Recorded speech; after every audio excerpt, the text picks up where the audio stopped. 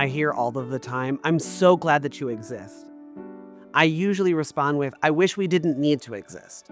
I wish that everybody just accepted their kids and that everybody was able to get the help and support that they need from their families."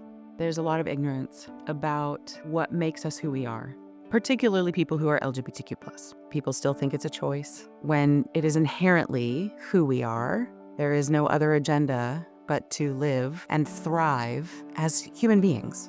I've seen so many friends really lose their spark because they are houseless, sleeping in parks. So a place like Trinity is something I can turn to. Trinity Haven provides transitional housing options and supportive services to LGBTQ+ young people between the ages of 18 and 24 who are experiencing housing instability or homelessness when their families no longer support them simply for being who they are. They're the most marginalized group when it comes to homelessness, especially 18 to 24-year-olds. Vast majority of our young people, it is simply that their families don't want them once they tell them that they're in the queer community. And so it's a huge need that people don't quite understand.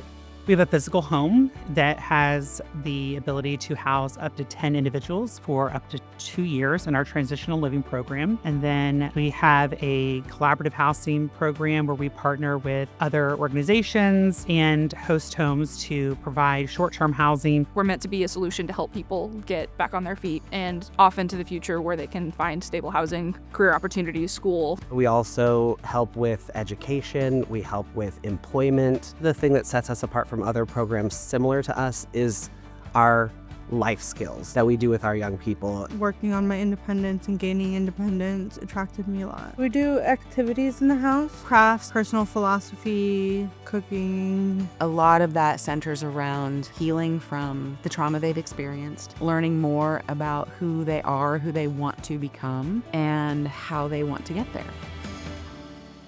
It is not just people that are on staff here that care about them. We want them to see that it's not just queer people supporting queer people, that it is straight people, it is allies. There's so many straight people, so many cisgender people that come to Trinity as volunteers. They love us and they support us. And, we have couples that will come and cook with us. We have people that will drop off food. And, that's like a simple gesture, but it's very meaningful.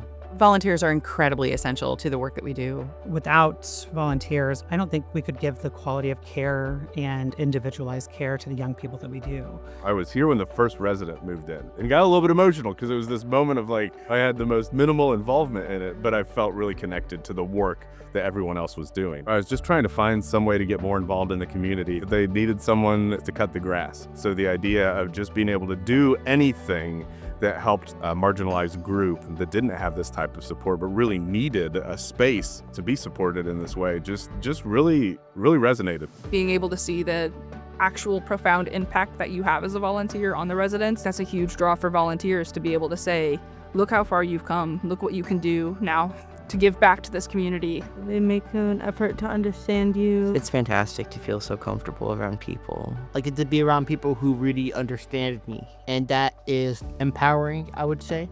So I can have a sense of belonging. And one of the best things about Trinity Haven is no contribution is too small. It doesn't matter if you're donating $1 or $5, whatever you have the capacity to contribute is so valuable. Because we don't get any public funding, we're not funded by any government. Without corporate and private donors, Trinity Haven wouldn't exist. That money allows us to expand our programs and support more young people. All of those donations go into supporting all of the parts and pieces that make this house a home. When you have been rejected by your family, it is really hard to get through that, to deal with that grief, and to be able to see allies say, you're going to get through it and we're going to be here to help you, I think is incredibly important.